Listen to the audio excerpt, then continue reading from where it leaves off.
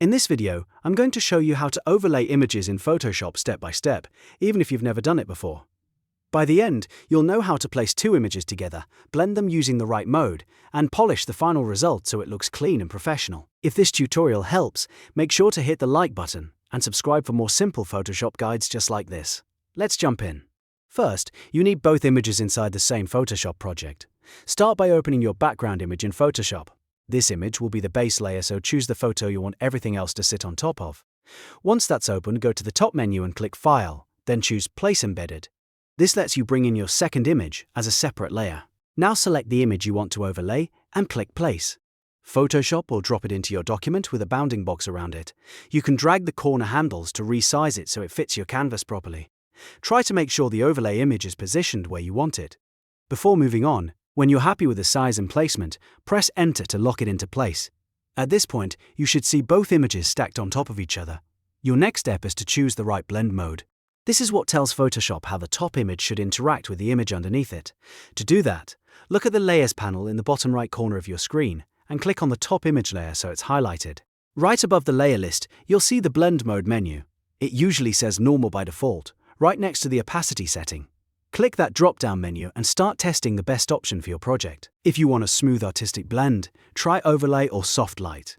These are great for textures, color effects, and double exposure styles because they keep the shadows and highlights from the background while mixing in details from the top layer. If your overlay image has black areas that you want to disappear, use Screen.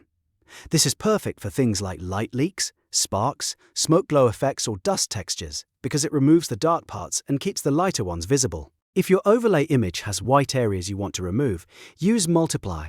This works especially well for dark textures, scanned paper effects, ink drawings, and line art because it blends away the white and keeps the darker content. Take a minute to cycle through those blend modes and watch how your composition changes. The right mode depends on the look you want, so don't be afraid to experiment.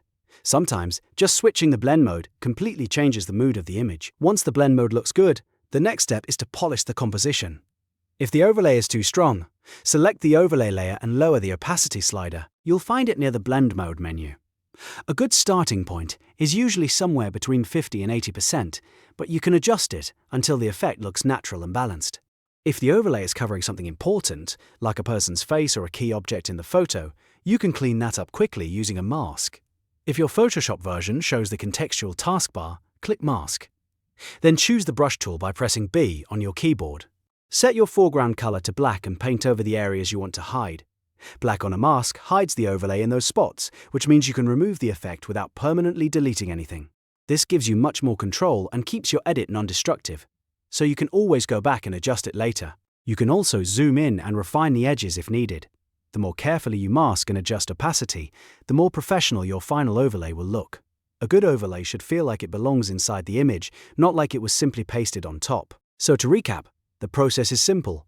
Place both images together, choose the right blend mode, reduce opacity if needed, and use a mask to clean up anything that gets in the way. Once you understand these 4 steps, you can create all kinds of creative Photoshop effects with confidence. If you found this helpful, please give the video a thumbs up and subscribe for more Photoshop tutorials, beginner tips, and editing workflows.